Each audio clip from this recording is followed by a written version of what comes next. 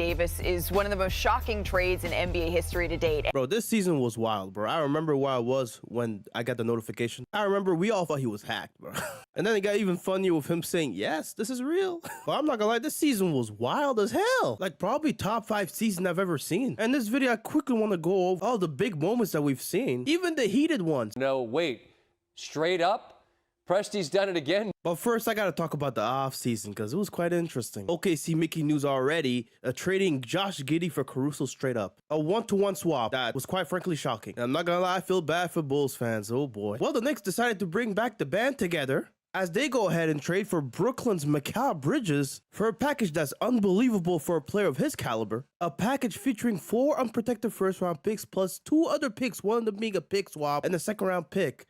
What? And it was clear Brooklyn was tanking, and so they made another trade with the Rockets to get some of their picks back, but they had to give up the Suns picks to do so, and now the Rockets are in a position to do something interesting with them. They want Durant. The way it's looking, they might also want Booker too. And this all happened the night before the 2024 draft, and contrary to past draft classes, this one is a rather weak one. Also, the second straight year a Frenchman went first in the draft, but aside from that, not many people really cared much about these players. The player that got the most attention from the media was a late second-round pick, LeBron's son, Bronny James. And of course, we know why his college stats weren't as good. He recently had the cardiac arrest, and so he was recovering from that. But much of the buzz during this draft was regarding where he would be selected. But it was obvious that the Lakers were trying to get him at the 55th spot. Lakers also had a first-round pick, but Bronny was obviously the biggest draw. Oh, and they also hired a new coach. I think some of you recognized him from, those podcasts where he was sipping wine with LeBron James. In hindsight, this might have been an interview for the next head coaching position. Do you feel like you guys will offer Jimmy the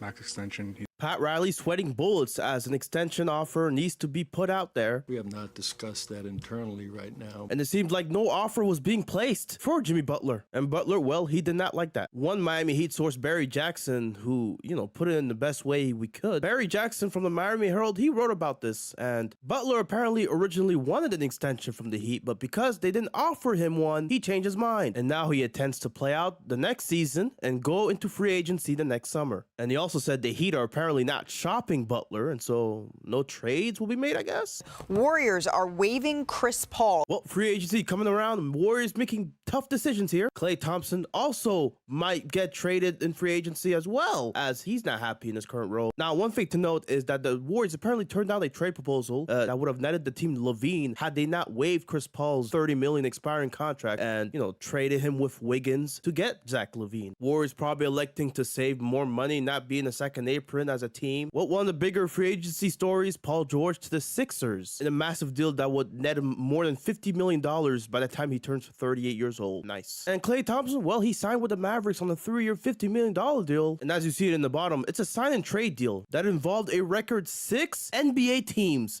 That's insane. The Warriors, well, they got Kyle Anderson and Buddy Hield. I guess that's an upgrade. I don't know, bro. LeBron, who was initially open to taking a pay cut, now signs to a 2-year, $104 million deal that, I'll just say bluntly, makes the Lakers unable to make moves in the offseason. But hey, man, go get paid. W. Oh, and another signing trade happened with DeMar DeRozan going to Sacramento.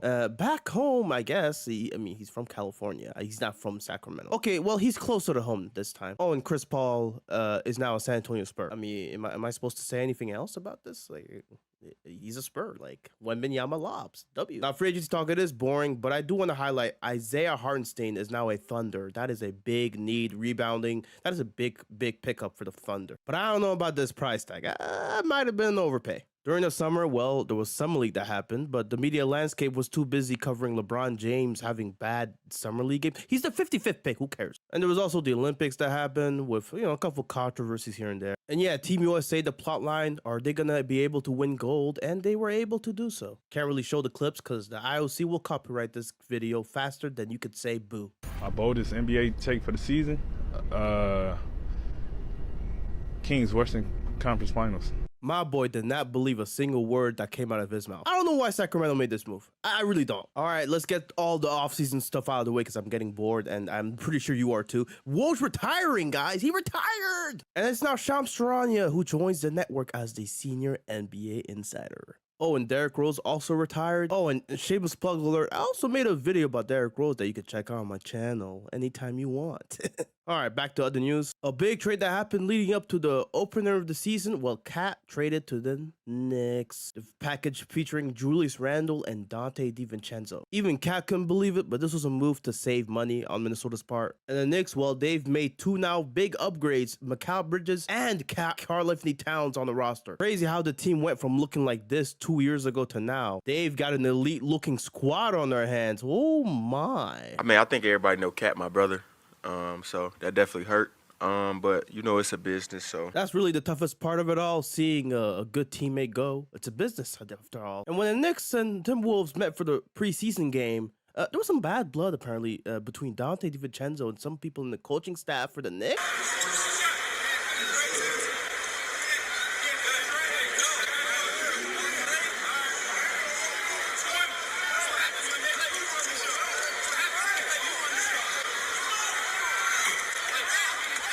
Shout out Legend Z Productions for this video. Quite frankly, really does illustrate a rift here. And then there's wholesome news here. Something cool happened in the preseason where Steph Curry, he dapped up with this Lakers player that apparently is Steph's biggest fan. It's crazy because I've liked him since I was in like 6th grade. Like, it was, I don't even know what to say, man, because like that's my favorite player ever. And the first thing he told me was like, I'm a big fan of your game. And like, truth be told, I'm a big fan of him. You know, like I had his jersey. He signed it twice. I used to sleep under that jersey, and like I just wanted to be like him so bad. And this is why we love the NBA. What the hell is this? Subscribe, bro. Most of you guys watching are already subscribed, right? You better be. Zero, no pressure. We're all going to be dead soon, and it really doesn't matter anymore, so there's zero pressure. Man, these coaches winning their first championships, and all of a sudden, they don't know how to act. It's the season opener, and so what that means, it's ring night in Boston. Banner 18 gets unveiled as they face the New York Knickerbockers. Can I say that on YouTube? We'll see. It's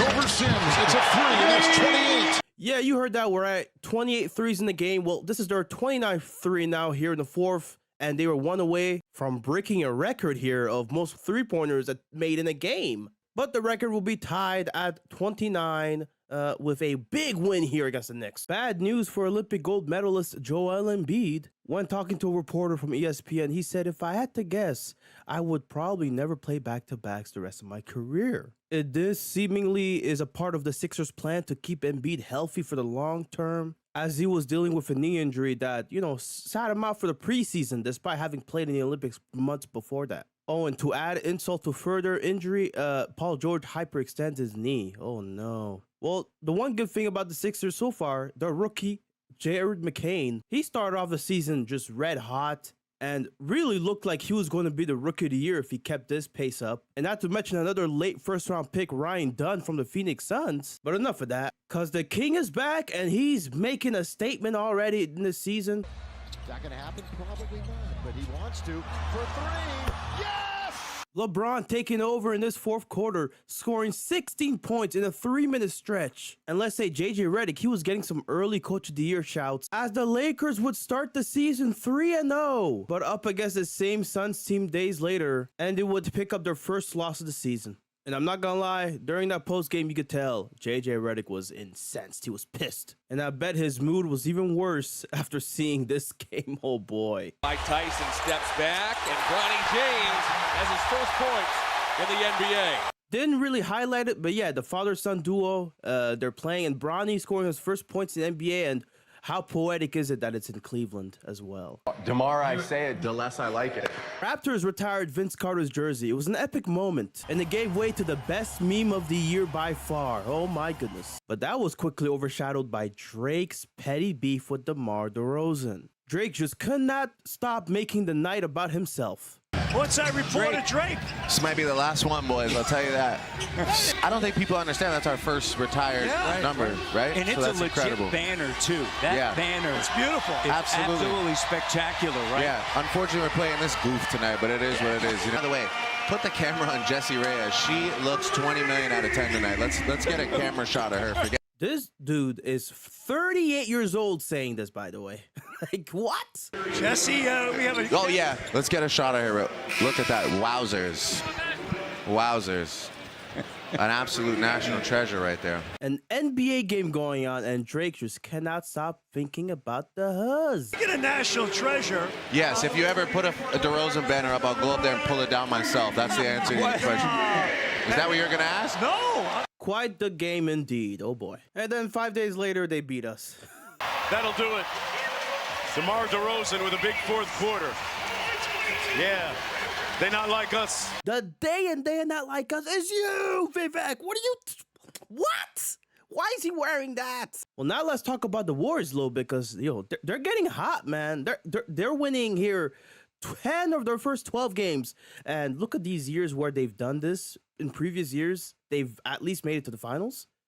The Warriors were leading by as much as 30 in this game, and let's just say the Rockets managed to come back and make this an overtime game. But again, the Warriors, resilient as ever, were able to pull this one off too. And in what was Clay's first game versus the Warriors since leaving that franchise, well, you could see here the Mavericks taking a 7-point lead late in this fourth. But it was thanks to Steph Curry, mainly his valiant efforts on offense, that they were able to pull off this win as well. Switching over to Lively.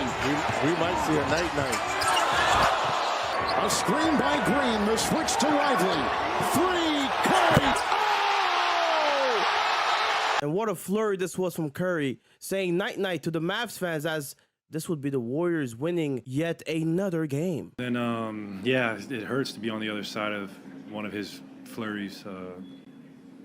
Guy got hot at the end and made some ridiculous shots. I know I've been on the other end and it sucks, but like I said before, I think we play them 3 more times, so hopefully we can learn from it. And gotta feel bad for Clay here. Oh no. But I'm not sure how, but the Warriors just kept winning games that you would think they'd lose, and they looked like they were gonna do what they did in 2022. But unlike that year, the Thunder are no joke. First team in NBA history to win first 7 games of the season by double digits. And really, they've been able to get it done on both ends. Defensively, Chet looking like he's going to be a defensive player of the year runaway at this point. Extra pass down to the corner to Wiggins. Wiggins contested and somehow hung in the air long enough as he bangs off the body of Holmgren, who is down. But unfortunately, Chet here looking like he injured his hip, and he would unfortunately miss a lot of time now, basically making him ineligible for NBA awards. Just a big blow to this OKC team that it looked like they were going to be even better than last season, where they were #1 seed. And I mean, up to this point, later, after 10 games, you see the Warriors, Thunder, and the Phoenix Suns, top 3 seeds in the Western Conference. What is going on here? We haven't done anything yet, so you don't want to get too ahead of yourself. Understand we're building a foundation and a new identity with this team. And you want to be rewarded with winning while you're learning, so that's a good start. And apparently the Warriors are favorites in the Western Conference to win the NBA Cup.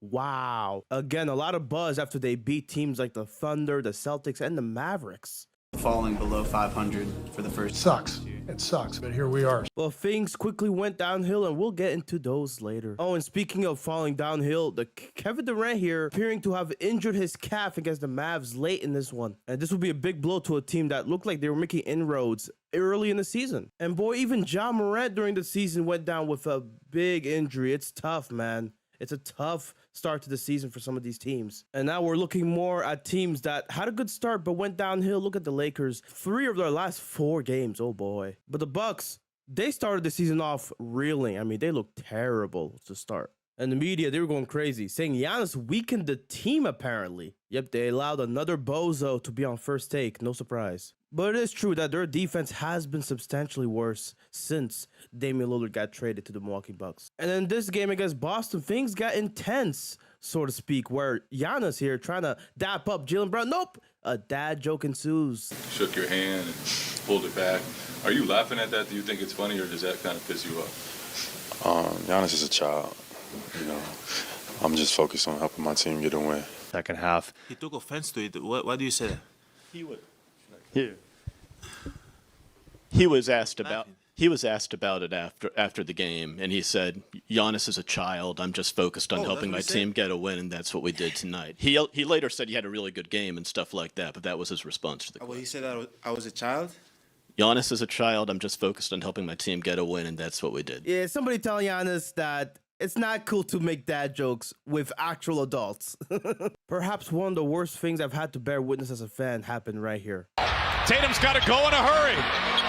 He pulls up. Yes!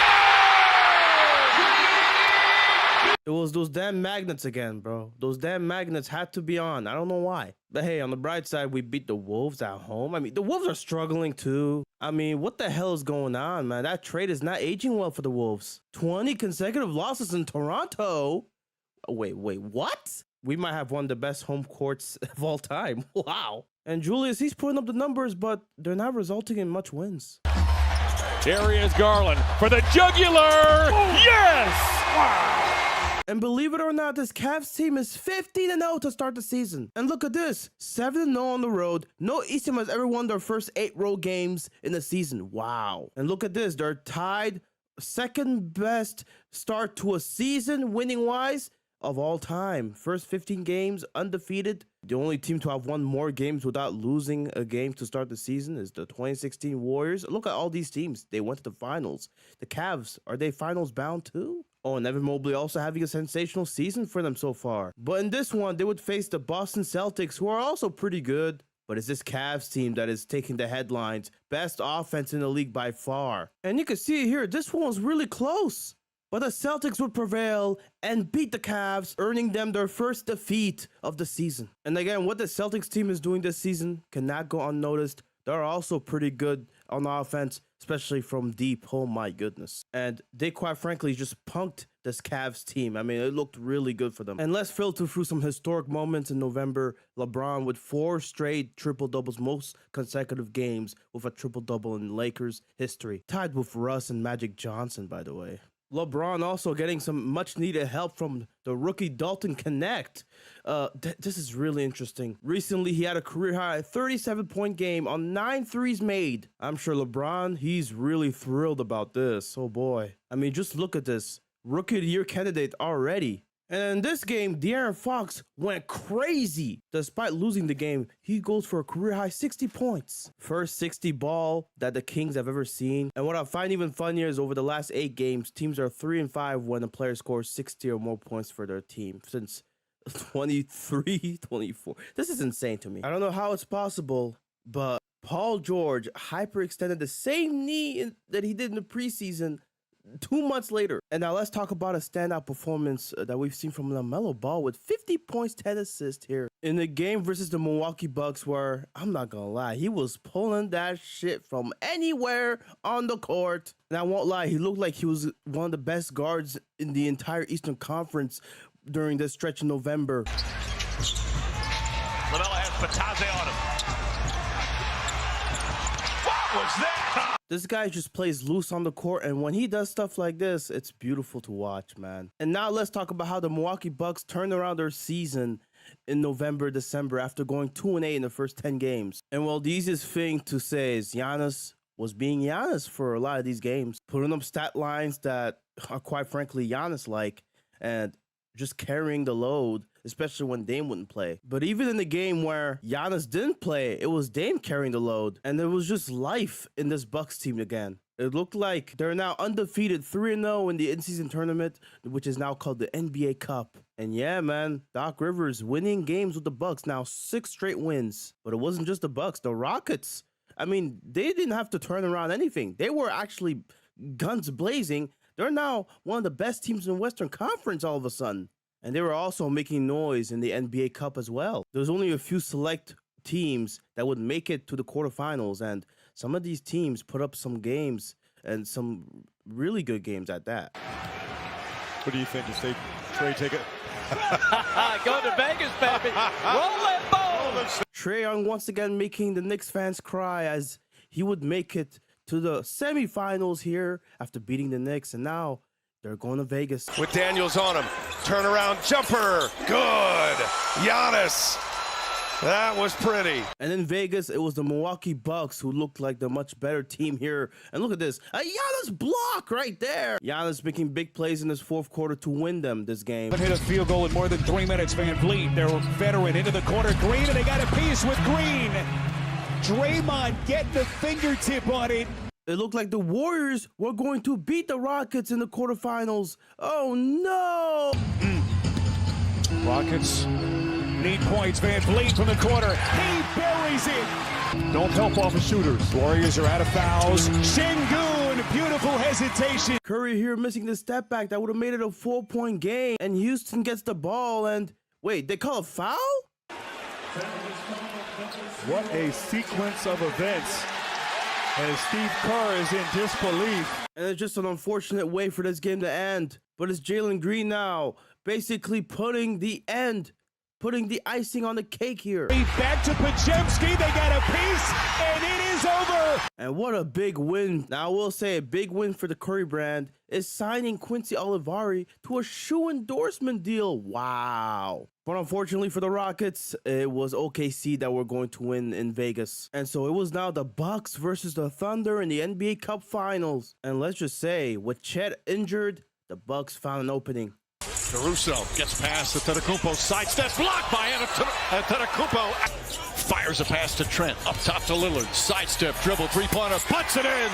Damian Lillard from downtown. And it was Giannis and the Bucks who would prevail and win the NBA Cup. And it's cool to see both Dame and Giannis being able to win something, right? It's not an NBA championship, but it's an NBA Cup championship. And I mean, considering how bad the season started, this is a great sign for the Bucks. They've won now 12 of the last 15 games. And let's just say this might be a sign for more things to come. And now with the Warriors struggling, it would make sense to try to, get some pieces and trade for a player. And some on ESPN are saying that player should be LeBron James. And what some are speculating is that Jonathan Kuminga could be traded for a star player, as recently he's started and he's been averaging 21 plus points per game since he's been to the starting lineup in place of Steph Curry, obviously not playing some of these games.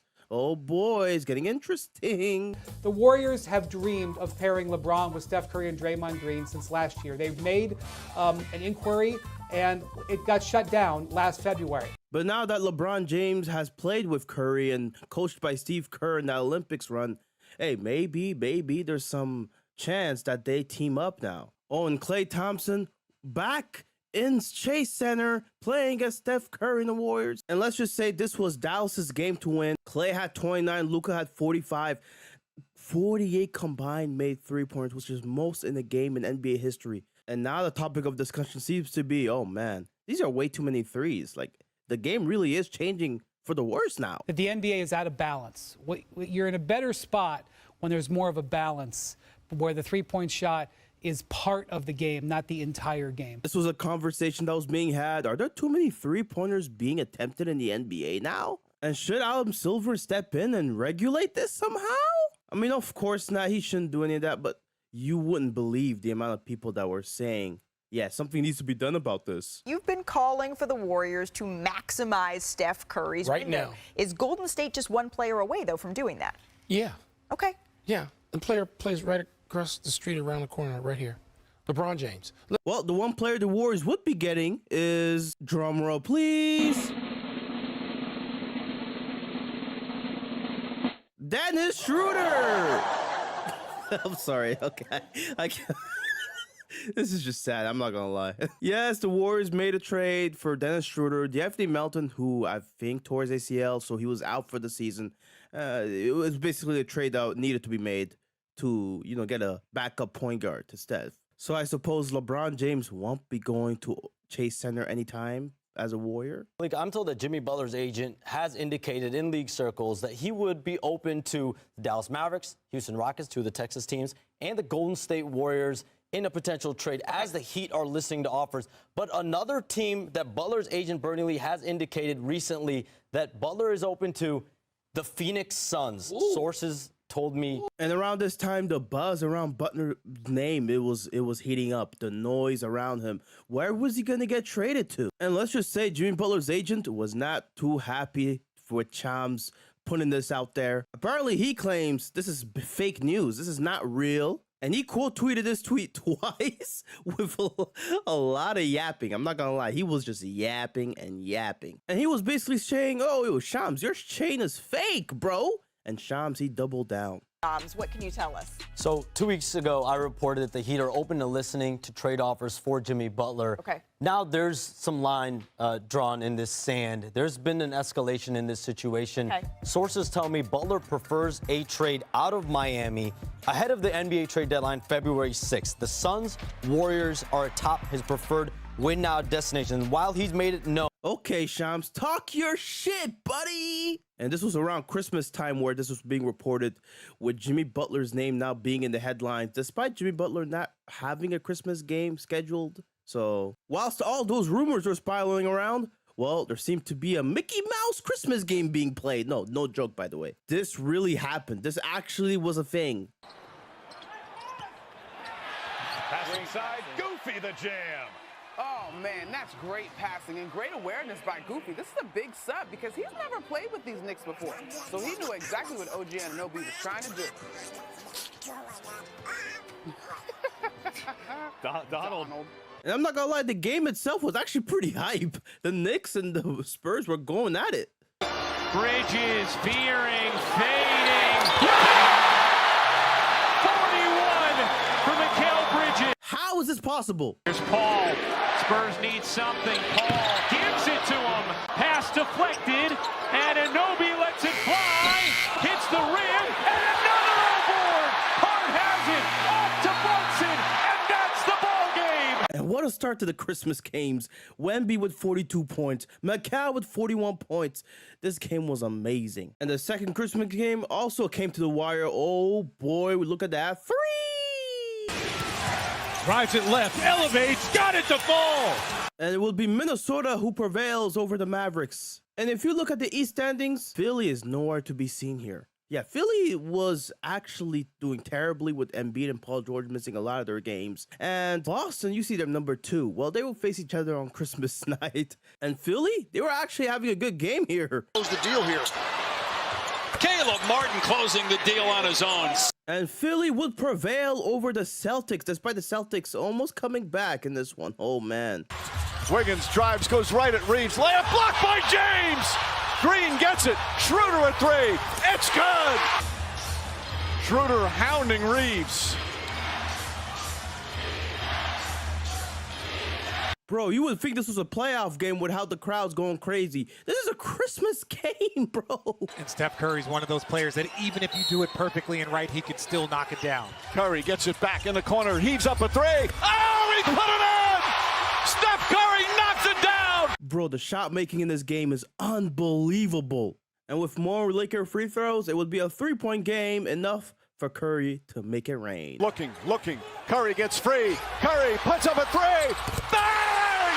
Bang! He ties the game! A freaking double bang. And we also heard a block by James a couple seconds ago. This game had it all. He's covered. Reeves has it. 5 seconds to go. Reeves on the drive. Inside layup. He banks it in with 1 second remaining. No timeouts. Here comes Curry. Launches at 3/4 court. Oh, off the mark.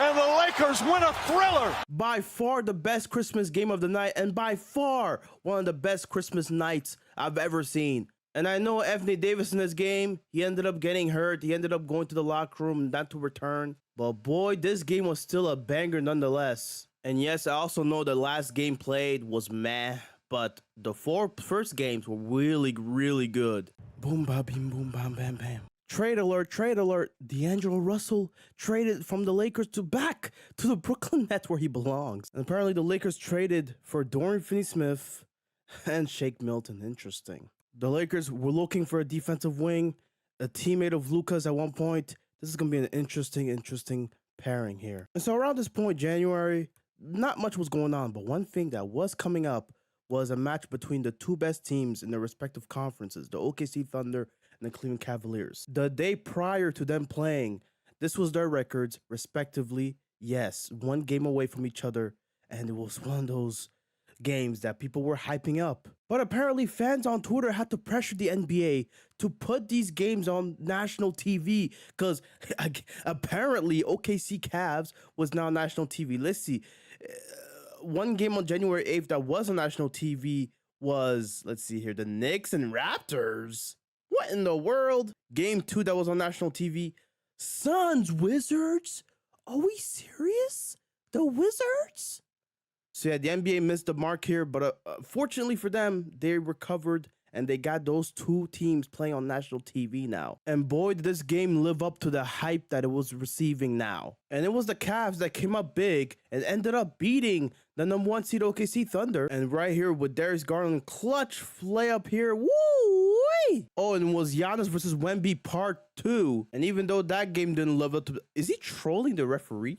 And even though that game didn't live up to the hype, Giannis ended up having another double-double and making history yet again for the franchise. Now, game 2 of the Cavs and Thunder a week later, and it was complete domination from Oklahoma City in the first half. That basically sealed the game at that point. And Nikola Jokic, once again, just putting up numbers this season that are just wild, bro. And he was doing it in style too. I don't even know how he hit this shot. Wowzers. And yes, this guy putting up numbers that rival Will Chamberlain, and no surprise, he's yet again in the MVP race for the 5th straight year. And this year's MVP race was between Jokic and Shea, just like it was last year, where Jokic ended up winning MVP, but Shea with the better team.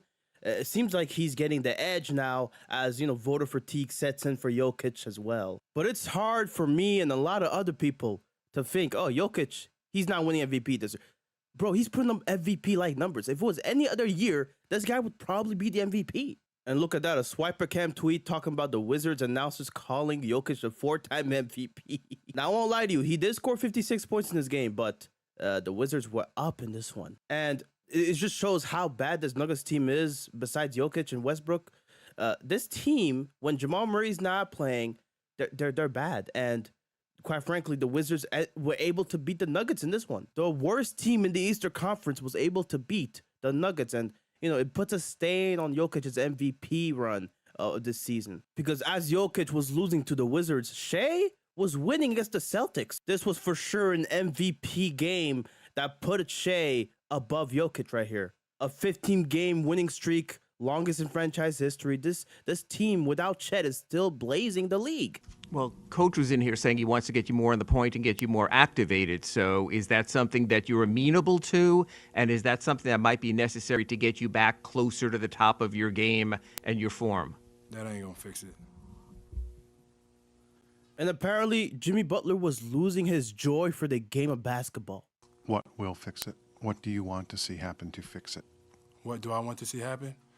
I want to see me get my joy back from playing basketball. And wherever that may be, we'll find out here pretty soon. But I want to get my joy back. I'm happy here, you know, off the court. But I want to be back to somewhat dominant. I want to hoop. And I want to help this team win. Right now, I'm not doing that. Can you get your joy back here on the court? Probably not.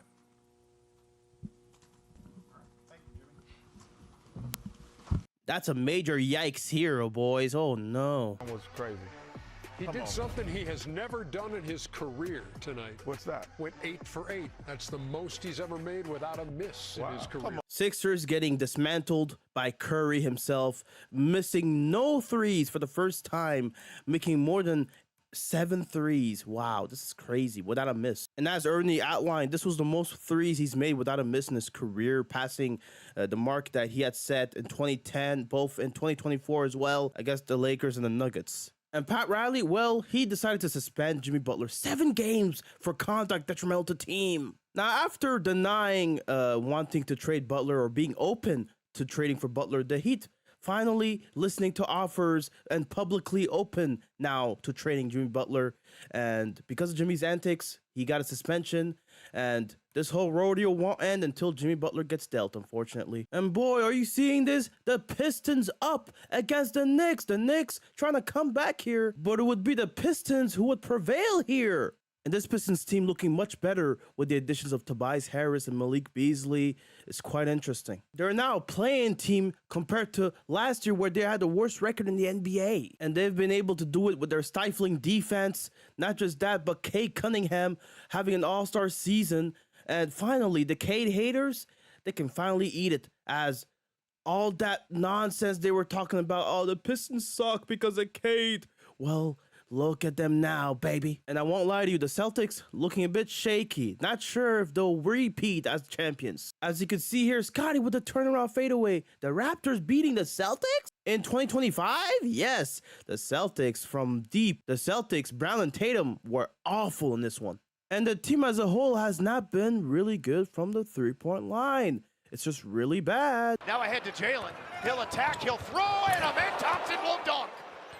He's aura-maxing right now. And as if this season couldn't get any more absurd, Amen Thompson is aura-maxing all over Boston. Doubled into Thompson, reverse two, and the Rockets have the lead. And in the tie game here, you know who got the ball here. It's Amen Thompson.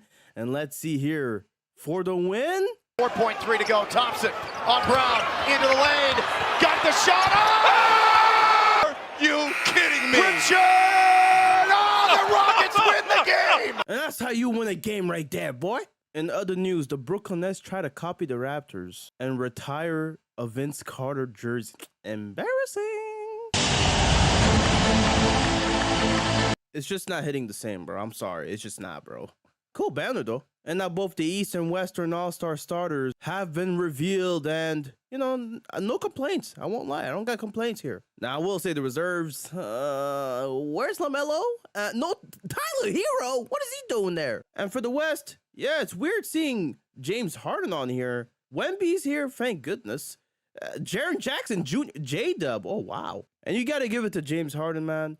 Without Kawhi for a lot of these games, he's been really big. The offense, obviously, you know, he's the system, right? But he's been, no joke, their best player, and it's been great to see. And around this time, the fires that have impacted LA happened, and unfortunately, you know, a lot of people ended up losing their homes. And that includes the Lakers coach, JJ Redick, who had lost his home as well. This impacting both LA teams, but it impacted the Clippers more as a lot of the fires happened near Inglewood. And even the Warriors got impacted. They live in California too. A lot of the fire smoke, a lot of that was seen throughout California. It's really sad. Oh, and another player on the Clippers that was, you know, Stormin' Norman. Yeah, it's Norman Powell, who was actually having a most improved player of the year type season. And quite addition by subtraction, the motto that he coined after Paul George left the team, well, it's been paying dividends. As the Clippers, after getting guys like Derrick Jones Jr. and Chris Dunn on the team, they sit atop of the Western Conference in the top 4 seed early in the season, and obviously going down a little bit, but they were still in the playoff spot in the Western Conference for a lot of the season. The Grizzlies, a lot of late game situations. Ja in the late game situation. This has to be the best dunk that doesn't count of all time. How does Ja keep pulling this off? It's actually amazing. Beasley, to Ivy for the pump fake. Oh, he got fouled. Oh! Yes, he did! I don't know how, but the Kings somehow managed to lose this game on a 4-point play where he makes the free throw. And that's all she wrote as Fox here tries to, oh, he almost made that too. And wow, that's just a terrible loss. Oh boy. And on the very next day, Sacramento Kings decided it was a good idea to tell Mike Brown that he was let go of his duties as head coach. Your thoughts on the firing of Mike Brown? Awful. Yeah, awful. And now Mike Malone, he's got something to say, man. And I go into the meeting, and the coaches say, "You hear about Mike Brown?" I said, "Why? What happened?" They said he got fired. And at first, I was really shocked and surprised. Then I caught myself. I said, "Why am I shocked and surprised?" For 2 reasons. One, because as an NBA head coach, ultimately you're going to get the blame. When they win, it's going to go to Sabonis and Fox. When you lose, it's going to go to Mike Brown. That's the way it works. And two, who he works for. So I'm not surprised that Mike Brown got fired, because I got fired by the same person. And what really pissed me off about it was the fact that they lost last night, 5th game in a row, I believe. Tough loss, fouling a jump shooter. They had practice this morning. He does his post-game media, and he's in his car going to the airport to fly to LA, and they call him on the phone. No class, no balls. That's what I'll say. And the Kings, they hired Doug Christie, and apparently that seemed to have fixed a lot of the problems, question mark? And well, the Kings, man, there seems to be something working now, and maybe Mike Brown was the problem after all. After all that losing, they started winning and winning and winning and winning. And oh, a blemish there against the Bucks. But then they winning and winning, and they start losing more and more. And oh, I wonder what happened here. I am pleading with LeBron James as a father. Stop this. I wish I didn't have to talk about this. But yeah, Stephen A. Smith pleading as a father for LeBron to stop this. Stop what exactly? Well, apparently he has to stop playing Bronny? Okay, yes, you see the headline there. Bronny, he played 15 minutes. Most minutes he played this season thus far. 0-5, 0 points, and he turned the ball over quite a few times. And I will say Stephen A. Smith, he's been talking a bit too reckless about LeBron James as a father and how Bronny, he's not ready for the NBA. Stop this. We all know that Bronny James is in the NBA because of his dad. We love what we're seeing from him in the G League because that's where you belong.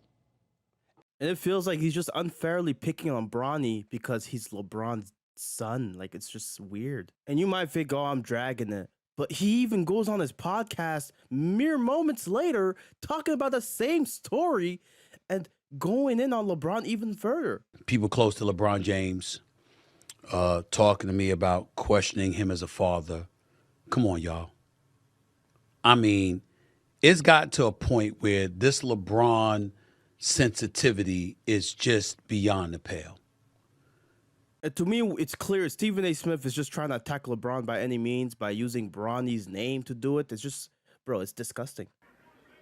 The Heat are engaged with multiple teams on Jimmy Butler, including... Well, the Jimmy Butler story still persists as he still has not been traded, and apparently talks are intensifying as the Warriors and Suns seems to be the finalist to land Jimmy Butler. Now, one key obstacle for the Suns to land Butler is Bradley Beal. He's the most likely option to trade if you want Jimmy Butler, but the problem is he has a no trade clause, and Beal does not want to waive it and does not want to leave Phoenix anytime soon. And whilst that's happening, more names are being introduced in the trading block. De'Aaron Fox now seemingly wanting to get traded away from Sacramento, and De'Aaron Fox is now headed to San Antonio, where he's teaming up with Wemby and as part of a larger deal that will bring Zach LaVine to the Sacramento Kings away from the Bulls. I don't know if you guys remember, but those same three teams have made a trade in the past. DeRozan to the Sacramento Kings, Harrison Barnes to the Spurs, and yet again, they're doing another trade. This time, they're completing the transition of Sacramento to become the Chicago Bulls of the Western Conference with Zach LaVine, DeMar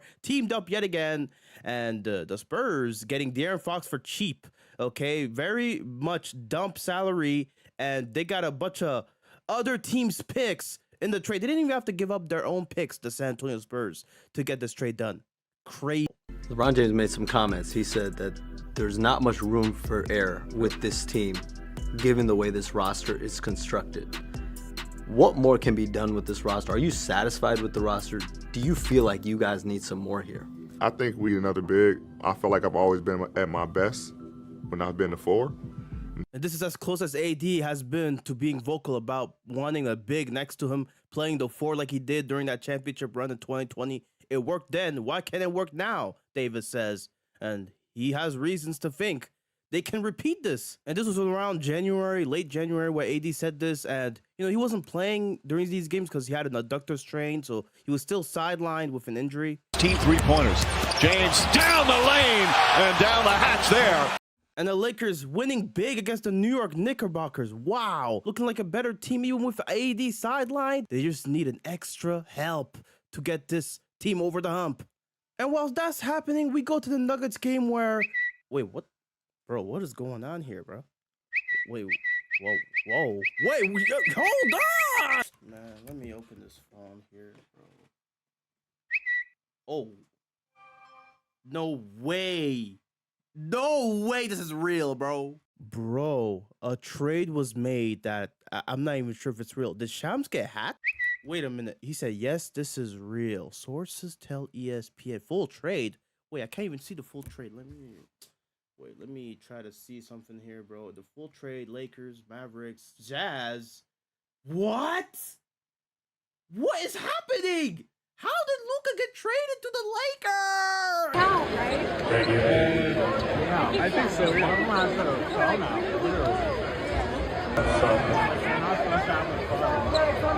Bro, that's how the entire world reacted, bro. They couldn't believe this shit was real, bro. I know where I was when I saw that tweet. I said, what? LeBron and Luka are teammates? I just cannot wrap my head around this trade being real, bro. I talked to Mavs general manager Nico Harrison and asked him the motivation for the trade. He says, quote, I believe that defense wins championships, and I believe getting an all-defensive center and an all-NBA player with a defensive mindset gives us a better chance. That might be one explanation. Another explanation could be that Luka was, set to be owed $300+ million, and the Mavs owners did not think that it would be wise to give him that money due to Luka's lack of conditioning. Due to that just raises some question marks, I guess. But I guess AD's injury history doesn't really raise much of a question mark. I don't know what's going on, bro. Luka for much of this season was sidelined with an injury, and so this trade really came out of nowhere. We didn't expect it to happen. I made a video on my second channel covering some of the conspiratorial talk around this trade. I do want to remaster that video and make one for the main channel, and to include obviously the lottery. And yeah, I'll talk about the lottery at the end, but a lot happened. And if y'all want that video, bro, just click the like button, comment it, and I'll be sure to upload that video soon. Well, back to the Phoenix Suns. They're apparently out of options. They can't trade Beal because he's on no trade clause and he doesn't want to leave. And so now they have to listen to offers for Kevin Durant and Devin Booker. But most importantly, according to insiders, the Phoenix Suns are listening to offers for Kevin Durant in particular. Yes, the Suns might not trade him, but the reports are that they are ready to listen to offers ahead of the deadline. Oh boy. The biggest buzz around the deadline for months was the Jimmy Butler trade. Where would it be landing? But now there's so many other trades that happened that this deadline is just going to be the craziest in history, it seems like. First time in history, 2 reigning All-NBA players were traded for each other mid-season. This is the biggest trade in NBA history. And it completely overshadowed Jimmy Butler and where he would land. Apparently, he communicated to the Warriors that he's unwilling to sign an extension there, and therefore trade talks to send him to the Warriors have ended. And with the Warriors now not having Jimmy Butler's blessings, it seems like they have to pivot somewhere else. Phoenix is listening to offers. Okay, let's bring the band back together and get Kevin Durant in Golden State again. The Warriors have been seriously pursuing Kevin Durant over the last week, but sources tell me that Durant has no desire in a reunion with the Warriors. He does not want to go back to the Warriors. And this seems to be coming from Kevin Durant's camp, shooting down reports that the Warriors might potentially trade for him. And that just ended the chances of Golden State having Kevin Durant back on the team. And so now I suppose we could see a Kevin Durant trade to Miami for Jimmy Butler. And there are already trade machines going off. Oh, this could be a potential trade made for Kevin Durant. This seemed to be the biggest domino to fall for this deadline. Breaking news out of the Miami Heat. Our Shams Charania reporting that Jimmy Butler is on his way to the Golden State Warriors. Whoa! Jimmy Butler is a Warrior. What a twist. After saying he was unwilling to sign an extension, I guess he changed his mind, seeing that he had little leverage left, little options left. Phoenix was clearly having a hard time moving Kevin Durant, as, the Warriors basically got shot down by Kevin Durant himself. And so I suppose the Heat and Warriors, they resumed conversations again, and they agreed on a deal shortly before the deadline. So what does this mean for Phoenix and Kevin Durant? What more can you tell us? Malika, the Phoenix Suns have informed all interested teams they are not moving Kevin Durant. Obviously, the Warriors. Wow, what a shocker. Phoenix not moving Kevin Durant despite listening to offers. This having been something that apparently Kevin Durant had not been aware of, had not been made aware of. And honestly, it's one of those things. The Phoenix Suns, they made trades for more first-round picks so that they can make a trade work. Beal, being the biggest obstacle of them all, wasn't playing nice. And then Kevin Durant just not being able to find a trade partner. And so now you have potentially now a disgruntled Kevin Durant coming back to the team knowing, oh, they try to trade me. I suppose this is my last year in Phoenix. All right. Darius Garland over the timeline. Garland for the win. Oh! All right, let's get back to some more basketball. As it was All-Star weekend time as well in February, and I won't lie, the NBA made a mistake having this whole tournament format. The whole thing just felt awkward. A lot of the in-betweens of the event was just filler that was not needed. Cool performances here and there, but like, it was just dragging on for a long time. Mr. Beast made an appearance, and this was just one of the cringiest parts of the event overall. Shaq, first things first. Why are you dressed like a porn director? What? Does Kevin Hart not know that he's on national TV? This is supposed to be a PG audience, buddy. Oh, and during the All-Star game, commercials, plenty. There was a lot of commercials. I even made a video on the second channel where I basically just showed how it felt watching the All-Star game. It felt more like I was watching a commercial, and really I was just being given basketball every few minutes or so. It was weird. It was one of those things. It's cringe. NBA, do better, please. San Antonio Spurs star Victor Wembanyama will be out for the remainder of the season after being diagnosed with deep vein thrombosis. Yeah, this is sad news. Wembanyama out for the rest of the season with what appears to be a blood clot in his right shoulder. And it's one of those isolated incidents that the Spurs think and hope will not be something that comes up in his career ever again after this season. It was just a big blow to a Spurs team that was making progress, towards, reaching the play-in status or even the playoffs this season. Wemby also being an all-star and favorite for DPOY. I mean, this season, I'm not gonna lie, bro, it sucks. It's a lost season for him. Wemby already looking like one of the better big mans in the league, and he's, chasing history after 2 seasons, already averaging 20, 10, and 3 blocks.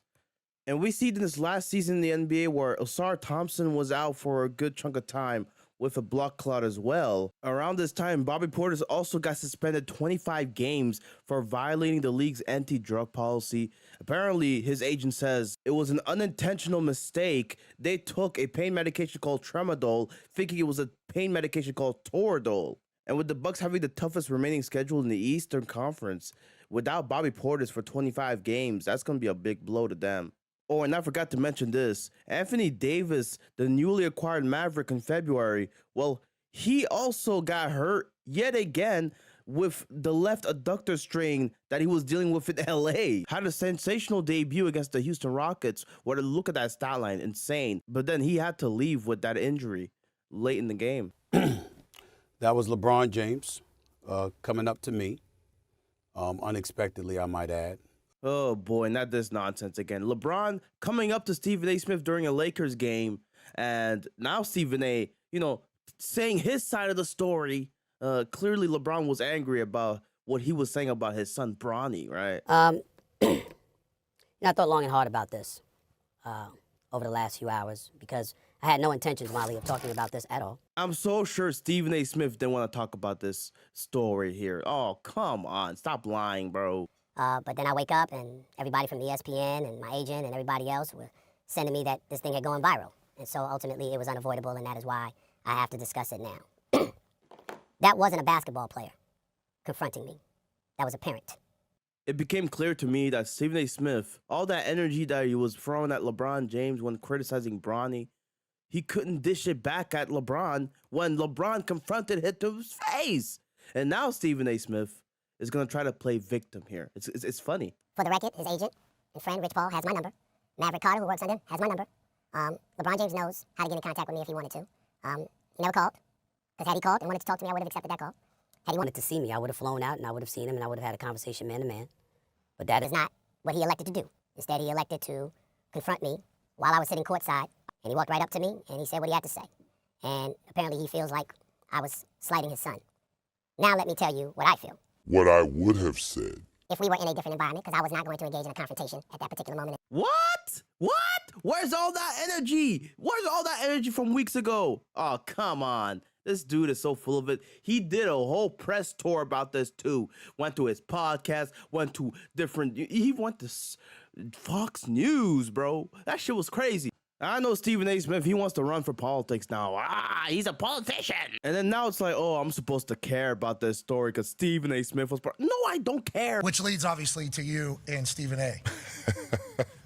Hey, legit, that feels like a moment that had been brewing for a long time. He's like on a Taylor Swift tour run right now. Oh, yeah. Yeah, we're watching it. Yep. We're all seeing it. Oh, yeah. You're seeing it as well. He literally, it started off with, I didn't want to address it. Yeah, sure. I didn't want to address it. I wasn't going to address it. But since the video came out, I feel the need to address it. Yeah, well, viral. You would be not to talk about it. Are you kidding me? If there's one person that couldn't wait to the video to drop so you could address it, it's your ass. Like, seriously, and like another, he completely like missed the whole point. The whole point. This whole caboose of a drama story could be its own video, but I don't want to bore you with the details. Because LeBron around this time recently went down with a groin injury. Like, you could tell it was bothering him during this game here. And I mean, these dudes, even with Luka stretching right there, I mean, LeBron's trying to get himself to be able to play, but he just couldn't do it. And he's going to the locker room now. Oh, and while the wildest finishes to a game happened here against, the Milwaukee Pacers against the Pacers, it becomes a 3-point game with Lillard free throws, and Halliburton right here does an unthinkable play here. Pacers down 3. Halliburton's got the ball. Halliburton rises. Oh, my goodness! Tyrese Halliburton! And after hitting the free throw to take back the lead, Giannis, I'm just gonna play it and just not say anything. Giannis puts it in. Bucks go quick. Giannis had a seat. And I mean, what a way to lose, bro. Like, this is just sad. Now, I made a whole video recently. It's 4 hours long. I'm sorry. I know it's too long. I talked about the whole Bucks timeline. It's a good watch. You guys should check it out. Bucks star Damian Lillard is unfortunately out indefinitely after being diagnosed with a DVT. He's out with the same thing Victor has, except it's on his right calf. Bro, what is going on in the league, bro? This is scary. And because of that, it would have to be a lot of Giannis carrying the load for the Bucks moving forward. And let's just say he did do as much. I mean, these stat lines that he was putting up were ridiculous. I mean, 20 assists with a 30 ball and 70 rebounds. Nobody, apparently, had ever done that before Giannis did it in this game against the Sixers. This guy had a stretch of games. He had 4 triple-doubles in, like, 5 games. This guy was averaging, like, 32, 12, and 11 over the last 8 games of the season. This guy was putting up numbers. Jumbo point Giannis, this shit was fucking nuts. And speaking of guards balling, I mean, apparently Josh Giddey is a good player now. 2 seconds left. Giddey for the win. Go! My God! One of the craziest comebacks the Bulls had made against the Lakers. This was a funny game to watch. Dude also had a near quadruple double in the game. I mean, this guy was putting up numbers that made you think, oh, maybe the Bulls won the Caruso trade. I'm not kidding, by the way. I saw legit tweets about Josh Giddey. Oh, he's going to be worth that contract that he gets this summer. Like, I made sure to bookmark this tweet because it's one of the funniest tweets. Josh Giddey, last 11 games, 22, 9, and 10, 165 true shooting. It's time we have a conversation about that trade. Oh, brother. Oh, man. They still don't get it. Oh, they still don't get it, man. And I'm not gonna lie, bro. Since LaVine joined the team, they've been an interesting team. I mean, LaVine, this guy's way better than people thought. Now, what I find weird, they have a unit with LaVine, DeRozan, and Monk all playing. And it's weird because Monk is basically their de facto point guard now. And I don't know that I like this, revamped Bulls of the Western Conference. Like, I don't like this. Oh, and the Warriors, well, ever since they got Jimmy Butler, whew, they've been cruising. Like, Jimmy has been a revelation for them. 12-2 in the first 14 games since Jimmy Butler played. Okay, plus 12-point differential. They're quite frankly one of the best teams in the league now with Jimmy Butler on the floor. And I'm not gonna lie, fine dining, gourmet food, the chef and the butler keep cooking. I mean, these dudes together, I mean, I'm not gonna lie, it's getting scary. Oh, boy. Oh, and an updated look at the standings in the Western Conference. There's one team missing that I think a lot of people find funny. The Phoenix Suns, yeah, they're nowhere near the top.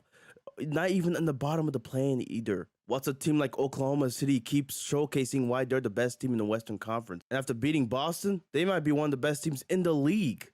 Shea's MVP race, I'm not gonna lie, he's gonna win it. It's his to lose. Look at this point differential with Shea after a loss. It's mid-March and the Thunder are already clinching the playoffs with an insane record on the road. What the hell? Bro, they are actually lethal. And why is Kendrick Perkins on my screen again? Leave me alone! And speaking on the MVP race, with Jokic, his team losing a lot of these games, it's slipping. It's really slipping. Oh, and that's another thing. Minnesota, they've been rebounding too. They've been looking way better since, that downturn of a season they've had earlier in the season.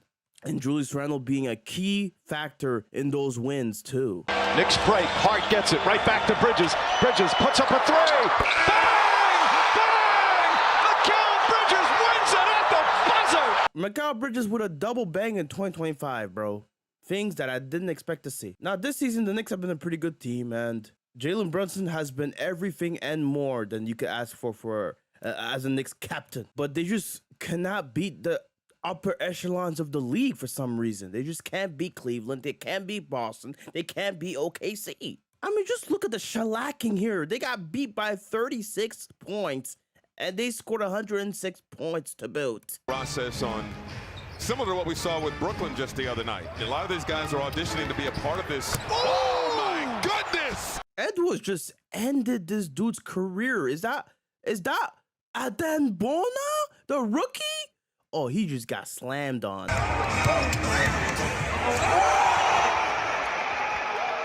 Breaking news, folks. The Grizzlies fired their head coach, Taylor Jenkins. A firing that caught many by surprise. But if you talk to a lot of Grizzlies fans, this was something that they hoped happened. It seems like Jenkins, he may have lost the locker room, but not just that, but his emphasis on having more off-ball sets, playing more in transition, and depending more on the role players on the team rather than have Ja with the ball most of the time. Going away from pick and rolls with Ja as the ball handler.